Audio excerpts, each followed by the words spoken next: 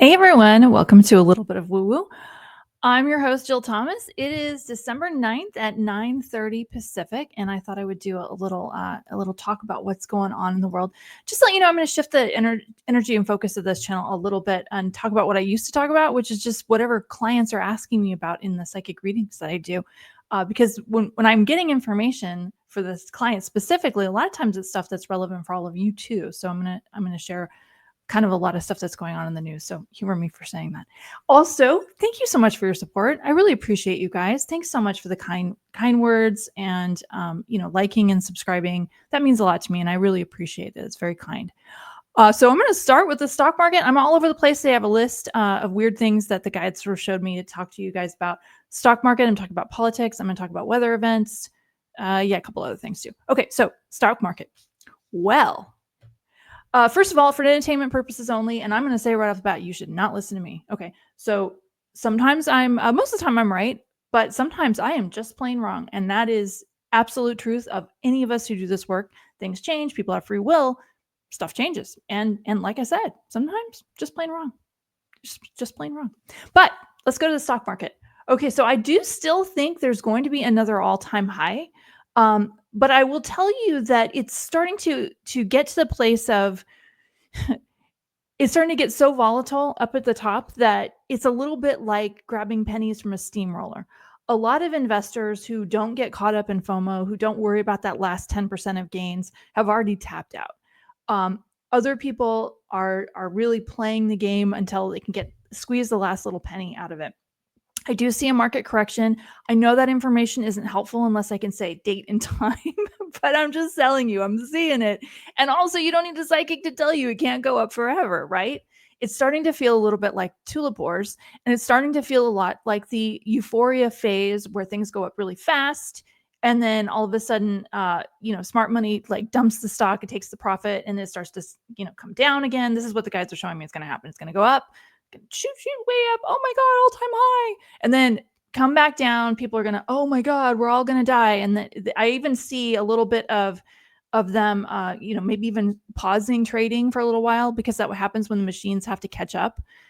Because people have put stop losses in there. If it gets to a certain price, buy. If it gets to a certain price, sell. Well, a lot of people all have the same price as the selling point, and the machines have to catch up to the trading, and they can pause it. Usually they just pause it for an hour. Sometimes it's the whole market. Sometimes it's just an individual stock. And then pause it goes down, people go, oh, I could buy in, and it goes up a little bit again, and then it comes down, and a much more significant correction. Those of you who follow the stock market know it's not really based on fundamentals right now. It's based on sentiment. So when things go boom in the world, or somebody says a crazy toilet tweet, Bill Ackman is a great example of this, then the market changes quite a bit, and you guys already know what I'm talking about. I'm just going to say it, entertainment purposes only, not a stock portfolio manager. Don't listen to me, but babysit your investments. If you have them and you're nervous, if I always follow the, if I can't sleep well at night rule, if something I've purchased is making me so scared that I can't sleep well at night, I sell it. I don't care. It doesn't matter. A few extra pennies doesn't mean that much to me. And of course, sometimes it's a few extra dollars. I'm just going to be honest about that one. So sometimes I've lost out on that, but I'm telling you, feel it for yourself. Because sometimes, grabbing pennies from in front of a steamroller is not a good idea. But I'm not going to deny you taking the money. I'm not. I'm just saying pay attention to it. That's all I'm saying, okay? Watch it. Now, if you're somebody who doesn't invest and you don't know what I'm talking about, and why is Jill talking about that? That is not the real economy. I know it's not the real economy.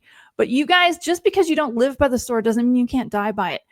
The people who run your companies that you work for, that stock price makes a big difference in whether you're going to get a bonus or not. And, I know you have nothing to do with it, and I know you can't control it, but it's time to really learn how that game is played. I've already said this in the past, that I really feel like it's intentionally not taught in schools. And that bothers me on so many levels, right? But, that's the way it is. That's the way it is. So what next? Okay, so let's talk about weather events. Oh, we had a big earthquake in California, and then there was a tsunami warning that had everybody scrambling. I do see more of that kind of thing happening. Sometimes Mother Nature gives us a little bump and says, hey, guys, is there food in your earthquake storage? Do you have some cash? Do you have the ability to, make a cup of hot water, right? It's time to go check your jet boiler and make sure you still have fuel. It's time to make sure that there's enough food for a few weeks and some water because we know that that's going to go down. Make sure you got, an extra container of meds. I mean, that's good advice no matter what. Because I do see a lot of people, I see some weather events coming that kind of catch people off guard. And I don't know if it's like the power goes out and is really cold and unexpected because we do kind of get warnings, when things happen, but we don't get a warning about an earthquake. Or, of course, we kind of just had one. And I also do see an earthquake. And I've said this one before, but I'll say it again. I do see an earthquake happening in kind of an unexpected place, like the South, like Arkansas. And place where it may not even be a huge earthquake, but if it's not if the buildings aren't built to earthquake code, could do a lot of damage. I don't see a massive loss of life with it. I just see a big mess, infrastructure, lots of problems.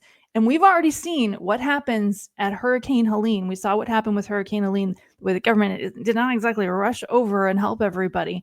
So largely, you're going to be relying on your neighbor. And I can guarantee you this is something that is very American quality and probably the whole world, right?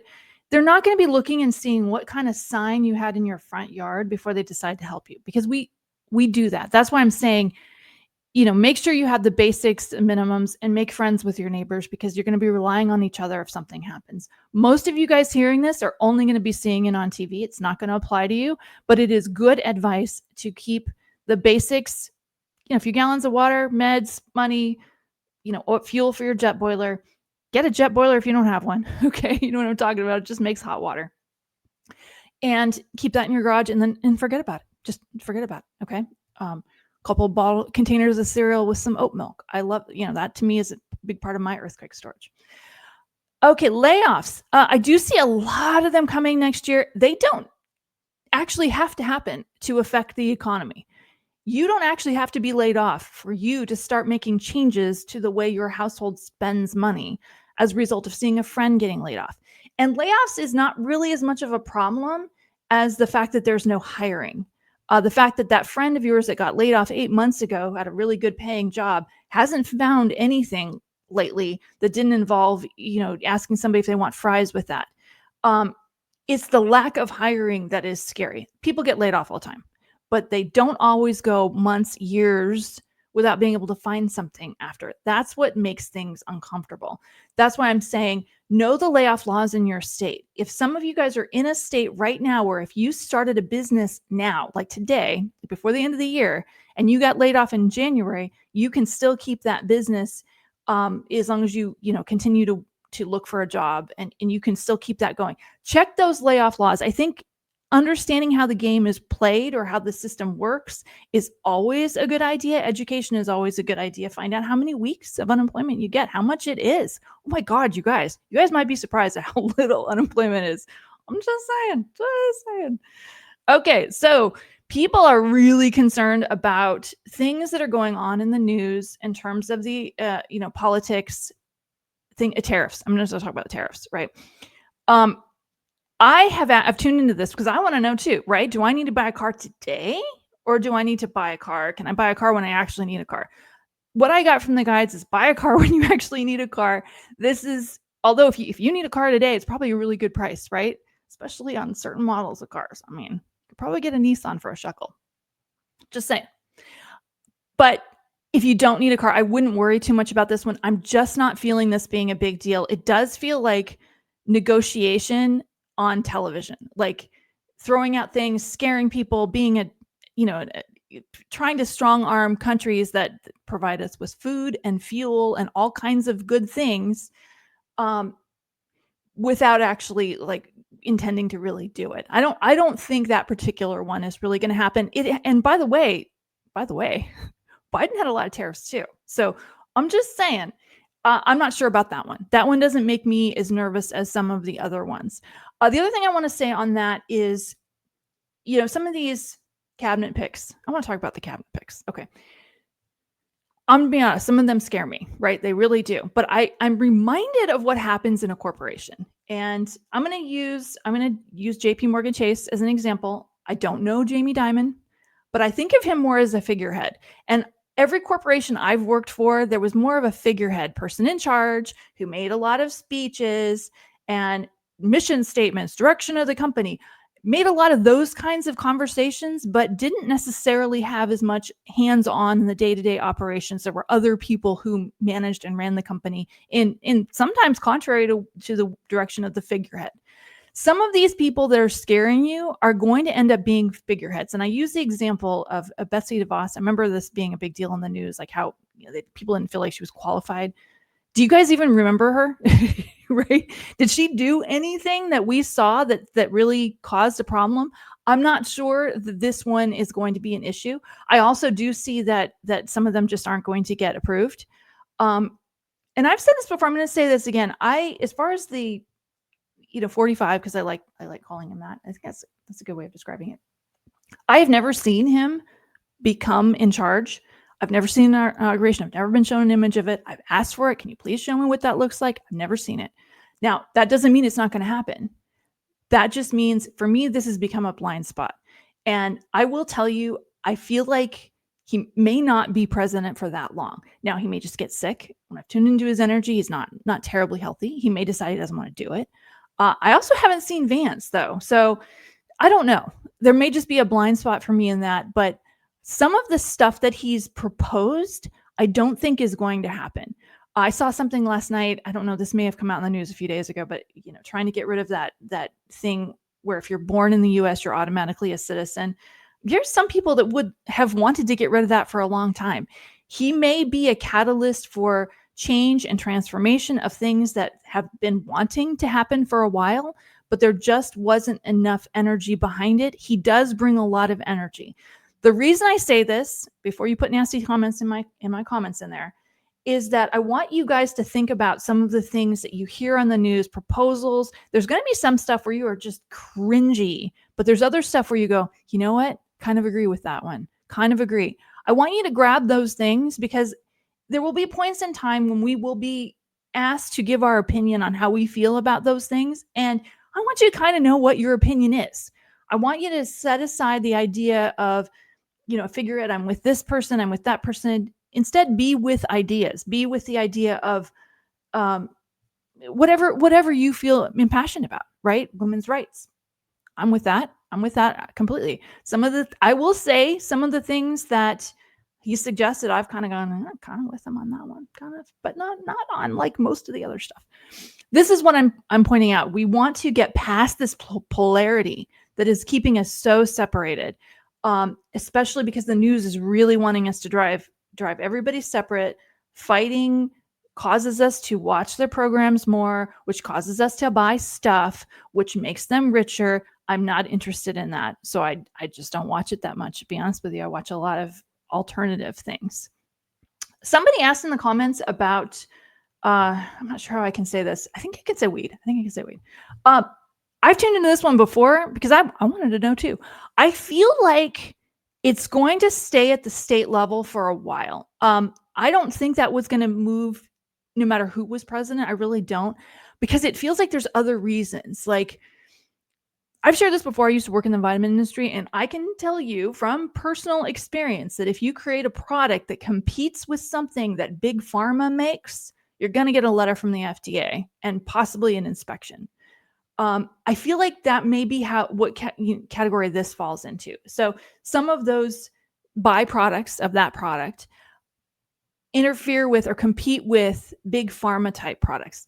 If you haven't seen it, Peter Santinelli did a video on, Northern California, and there was a big section about farms in Northern California, those kinds of farms. He talked about the price of that product going from $5,000 a pound down to $300 a pound.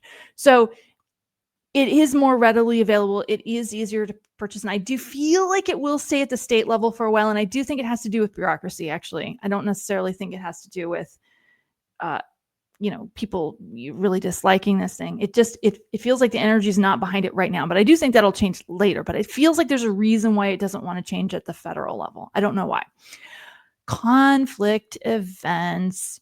Geez, I say that in a casual way, but it is really scary. I do feel like we're going to be seeing some much more escalated conflict events. I feel like it's more Europe, like what's going on with Ukraine than the Middle East. Yes, both. But I do feel like we're going to be seeing some much more global, paying attention, watching this anger. I do feel like what happened with the Romanian election, if you guys didn't hear about this, the Romanian election was annulled because of interference. They called it interference. People have asked the question, did that happen here? That may be, I don't know. But whether the answer is yes or no, I don't necessarily think it's going to change the result here. So if you're counting on that, I'm not counting on that. If it happens, it happens. But I would just say that Romanian election feels like something that's going to start to get a lot more public attention. And we may see some escalation in European conflict. I wish I could say it's quick, but it does feel like there's some quick activity and then lots of years of like throwing things, things like turning off the power in a country, things like not selling oil to a country. I don't necessarily see planes in the air with bombs in them. Okay. But it feels like a little bit of that. I'm not sure on that one. Okay. But I will say I just see a lot of conflict there, and it's scary images. So I don't always get shown the scariest stuff myself. But that's what I'm feeling. So, okay. Oh, last thing I want to say on the election is I do feel like there's more to the story. I do feel like we're going to find it out. It may be, I was just kind of as a joke. I think my guides have a sense of humor, guys. I was seeing like some big HBO special in a few years, maybe even by Ronan Farrow, about what happened. And some of it will be explanations of demographics, why women voted for candidates that they weren't expected to vote for.